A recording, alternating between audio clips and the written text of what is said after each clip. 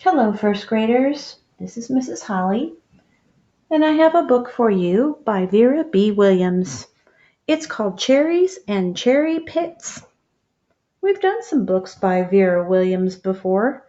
As you can tell by the front cover, her name is the only one up there, so it tells us that she is the author and she's also the illustrator. So let's look at the other books that we've done. Here's another one by Vera Williams, A Chair for My Mother, Something Special for Me, Music for Everyone. Do her pictures look similar? Yes, they do. In fact, this girl looks a lot like this one right here. These other books are all about Rosa, a Rosa and her family story. Let's see if this one's about Rosa too. Cherries and Cherry Pits by Vera B. Williams. Badimi lives on the floor above me. We visit back and forth a lot. Badimi loves to draw, so when she opens the door, I'm often standing there with a marker of some kind or color that she doesn't have. Check out the pictures. Vera Williams does a great job with watercolors. And the watercolors, you can tell it's watercolors because it looks like it's a little faded there. Watercolors are the kind that we use in the classroom. Great pictures, though. She always tries a new marker right away. First she makes a dot on the paper, then she draws a line out from that dot. As she draws, she tells the story of what she is drawing. She always starts with the word this. This is the door to the subway. This is the door to the subway, and this is a man leaning on the door. I hope he doesn't fall out when the door opens all of a sudden. His face is a nice face, but it is also not so nice. He has a fat wrinkle on his forehead. It's just like my mother's wrinkle. It's from worrying, my mother says. And his neck is thick, and his arms are thick with very big, strong muscles. His shirt is striped blue and white, and his skin is dark brown. And in his great big hands, he has a small white bag. Oh, yeah, I see it. This man looks so strong, I think he could carry a piano on his head, but he is only carrying this little white bag. I wonder what could be in that little bag. Tiny little. I think it might have marbles in it. I can just see that man going home to his house and walking up the stairs and opening the door to his living room. His living room has a pretty lamp, and he switches it right on. His kids are in the kitchen. Dee Dee, Dennis, Dwayne, Dory, he calls. I got something here for you. Then they all come out. One sits on one of his legs and one on the other. One leans right in between. And Dee Dee, she climbs around back and leans over his shoulder. Then he opens the bag and pulls out a cherry. He puts one cherry in each of their mouths, and another. Really red cherries, too. That's what was in the bag, not marbles. Cherries. That's right, our book is called Cherries and Cherry Pits. I should have guessed that. And there they sit, eating the cherries and spitting out the pits, eating the cherries and spitting out the pits. That picture reminds me of another Vera Williams book where we read about big chair for my mother, and at the end when they all sit in her big chair as well, doing their activities. It doesn't have the roses on it, but it's still a big chair, and they're all crowded in there, having some good family time. And before you can even ask Badimi any questions about that story, such as how come the names of all the man's children begins with D, she has another piece of paper and is drawing. This is the train seat, and this is a tiny white woman sitting on the train seat. She is almost as short as I am, but she is a grandmother. On her head is a black hat with a pink flower, like a rose flower. It has shiny green leaves, like the leaves in my uncle florist's shops. On her feet are old, old shoes. These are the buckles. And in her lap is a big black pocketbook. And in the pocketbook is a bag. You really can't see the bag, but I'll draw it anyway, so you can be sure that it's there. It's a little brown paper bag all twisted up tight. When this woman gets off the train, I know just where she's going. Oh, check out the border on this one. It's a train, and that's what she's riding on. Cool. She's going to hold tight onto the banister and go up the stairs. She's going to hold onto the wall as she walks along the street. And the door to her house is going to be right next to the shoemaker's store. She really likes to hear the shoemaker's machine going round and his hammer going tap tap. She waves to him, and when she goes by his window, then she climbs up the stair and opens her door. There's just one room. It has everything she needs. This is the sink, and here's the geranium plant on the window, and on the swing over the plant is her parrot. The parrot is so excited to hear her coming in the house. He is calling, "Little lady, little lady." The parrot is red and yellow and green. It's blue, too. "I brought something for you," the little woman tells the parrot. She untwists that little brown bag all twisted up tight. She holds it out to the parrot. The parrot takes out a cherry. It's the kind that is light red and sour. The parrot eats it right up. "You like it?" asks the lady. "You like cherries, honey bird?" She laughs, and dumps all the cherries onto the geranium plant in front of the parrot. She stands next to the geranium in her stocking feet, eating cherries with the parrot. The parrot is careful to spit out the pits.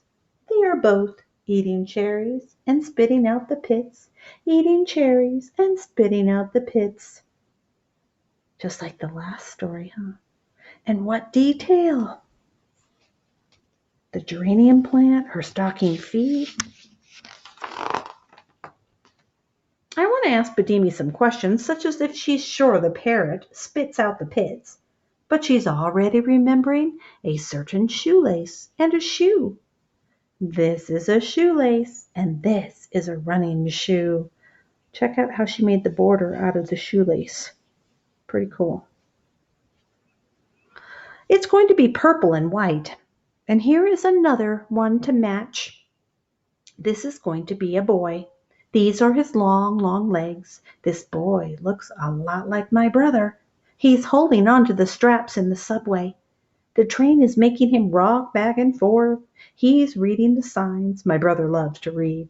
And this boy is tall, like my brother, and he has glasses, like my brother, and the same kind of cap, and the same green and black jacket. It has orange letters from his team, and when he smiles, you can see the space between his big front teeth, just like my brother's. That's interesting.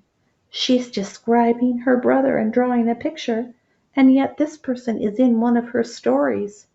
Good authors do that. They use what they know to start their stories. And then she adds, "In his pocket is a present." Oh, what do you think it is? I think I know. When he gets off the train at a station, he runs up the escalator and right down the street, jumping on and off the stoops before he even gets up the stairs, and he can take them in just 2 steps.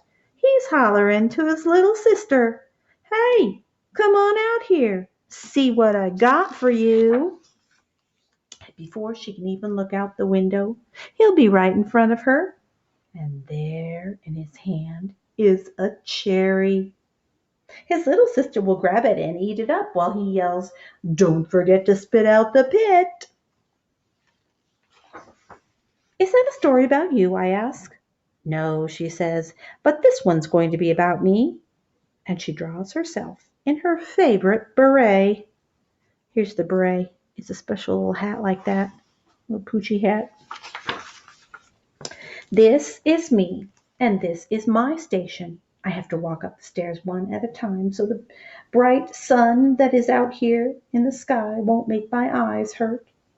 But right here on the street, what do you think there is going to be? A man is selling cherries from the back of his truck. His whole truck is going to be cherries, nothing but cherries. Now see this little purse? I have a little purse in my pocket with some money Mama gave me. When I show it to the man, he puts a bag on the scale and puts in some cherries. But then he goes ahead and fills it right up to the top and gives it to me. Don't eat them up too fast, he tells me. Now what does that man think? I wasn't going to eat them up fast because I had an important plan. I walk home eating the cherries one by one and saving the pits. Eating a cherry and saving the pit. I put every one of the pits in my pocket. First graders, what do you think she's going to do with those pits? She didn't spit out the pits, she saved them. And we know that pit is a seed. And when we were doing our science unit at the beginning of the year on plants, we know what happens to seeds. And I wonder if that's what she's going to do with the seed. Let's find out. Oh, I think so. When I get to my street, I take them all out. I kneel right down and poke one in the ground at the edge of our yard. Our yard is a junky old yard. It has this stump where we used to have a tree, but the tree died, and they came and cut it out. Then I poke pits into the ground all over the place. I know if I plant enough of them, at least one of them will grow. I pat the ground smooth and pour some water on each pit, and I tell those pits to grow, grow, grow. Now what? Now you want to see how they grow? Badimi asked me. But she doesn't wait for an answer. She is busy with her markers. Now watch. Oh, check it out. There, she started it out as the seed. It grew some roots, lots of roots, and then the stem that became the trunk and more branches. And look how her tree grew. And everyone was always asking, when are we going to have some cherries ready to eat? And the cherries kept growing and growing. And one day I came out and the cherries were ripe. There were so many cherries, red cherries, dark red cherries. Then the people come out, the back door and the front door and down the steps. There's enough cherries for every single one of them. So here we are all standing out here in front of the airplanes and the trees. And we are eating cherries and spitting out the pits. Eating cherries and spitting out the pits till we fall down from eating so many cherries and spitting out pits. And this cherry pit and this cherry pit and all the cherry pits start to grow until there is a whole forest of cherry trees right on our block. Oh my, I think this author loves cherries. I know this girl's does. So let's think quickly about Vera Williams and what she does with her books.